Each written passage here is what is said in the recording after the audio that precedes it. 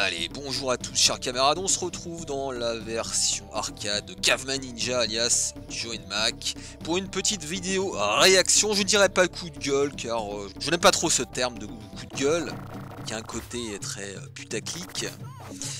Mais quand même, j'ai souhaité réagir à chaud, donc je n'ai rien préparé.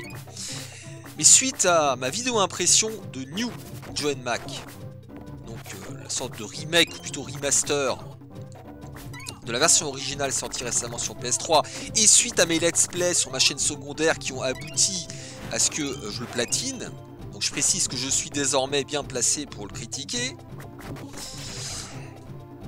Et bien il se trouve que j'ai rejoué à la version arcade. Donc là je commente en post-production. Donc là vous voyez c'est mon let's play. C'est ma capture. D'ailleurs, une fois n'est pas coutume, hein, ce sera une capture directe et non pas une capture off-screen, mais enfin peu importe. Et donc les amis, je me suis rendu compte à quel point j'avais sous-estimé le downgrade. Alors mettons de côté les graphismes. Les graphismes pour moi, c'est subjectif.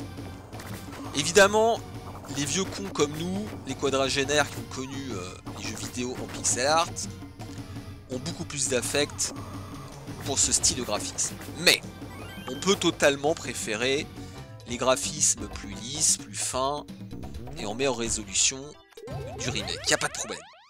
En revanche, le gameplay.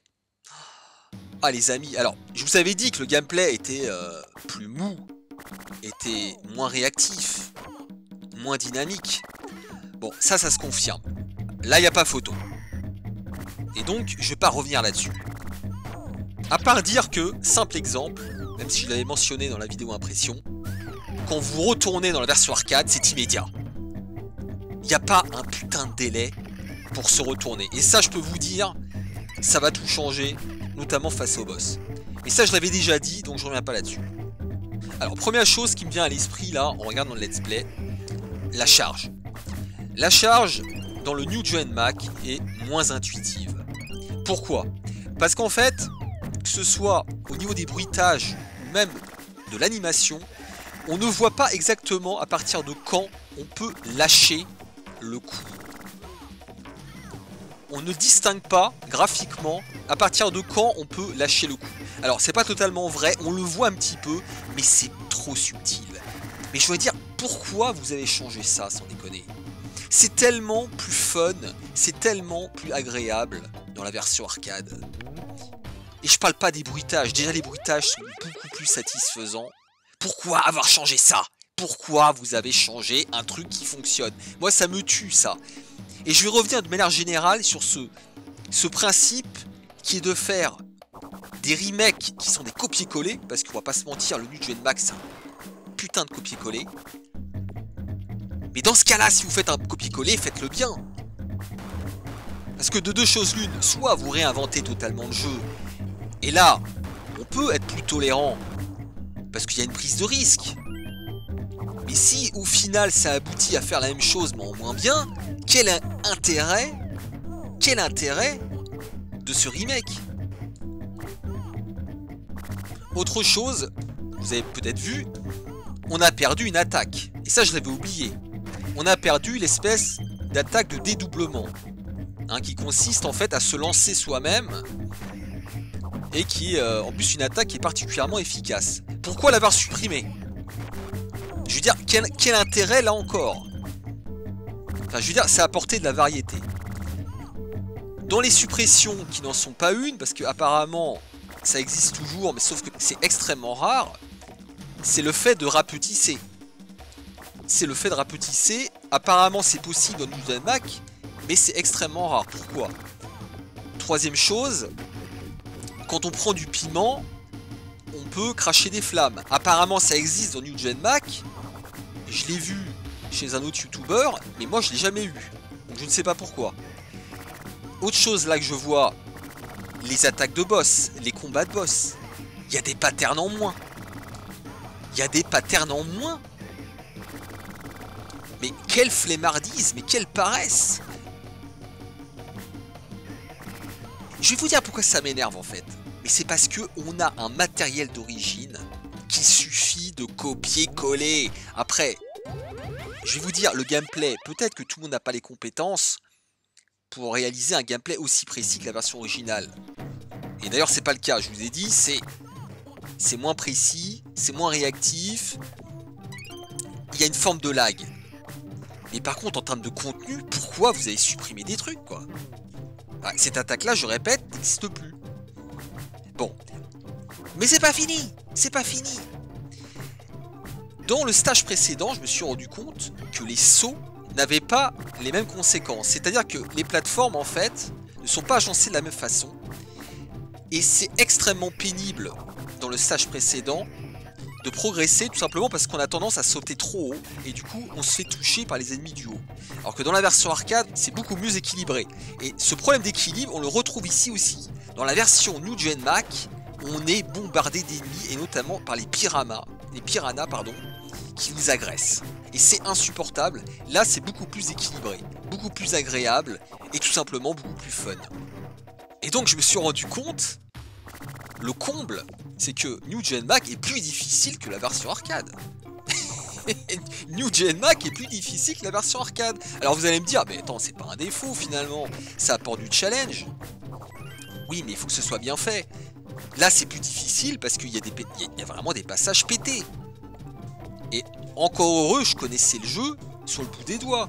Parce que sinon, comme beaucoup de gens, je l'aurais laissé tomber parce que c'est peut-être trop frustrant en fait. Chacun sa sensibilité si vous voulez. Mais c'est moins bien équilibré, c'est ça que je veux dire. C'est encore moins bien équilibré. Les combats de boss, pareil, celui-là est beaucoup plus agréable dans la version arcade.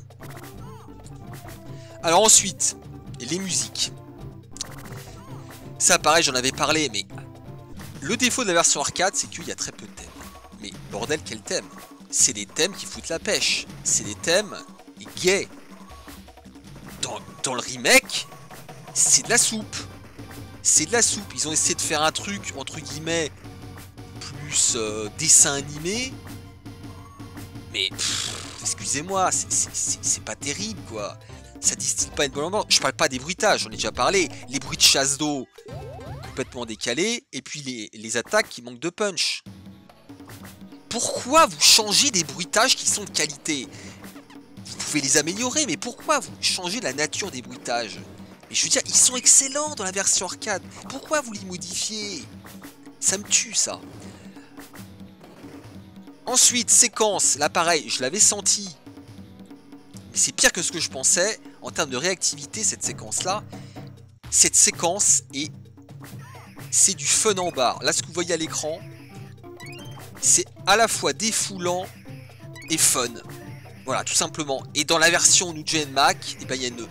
Je sais pas, ça manque de... Les déplacements manquent de souplesse. C'est-à-dire que quand on va en diagonale, parfois ça bloque en fait. Je sais pas comment vous expliquer. Le jeu coûte 30 € quand même.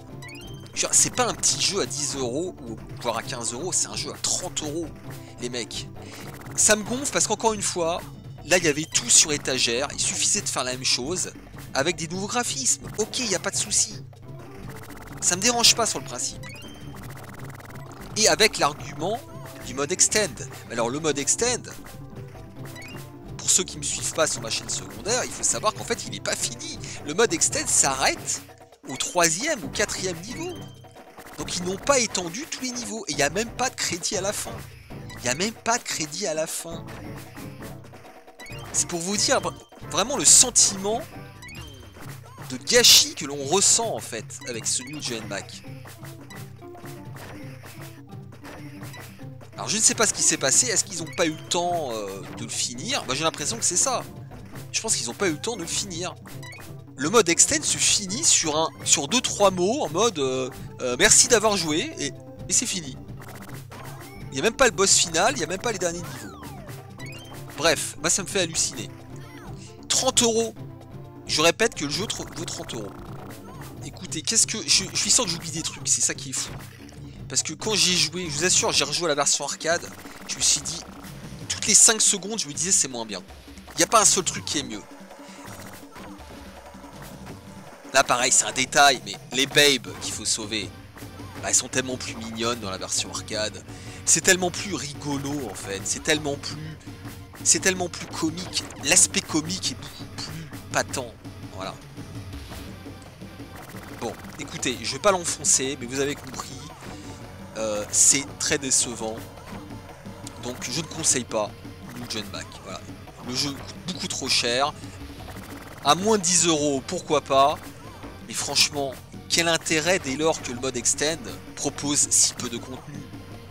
Parce que si c'est pour jouer à la version arcade, ça n'a aucun intérêt. Là, je veux dire, sauf à être fou amoureux du style graphique de Philippe Desolly, et il n'y a pas de souci. Mais sinon, intérêt zéro. Intérêt zéro. Voilà. Allez, je m'arrête là. À plus, les amis.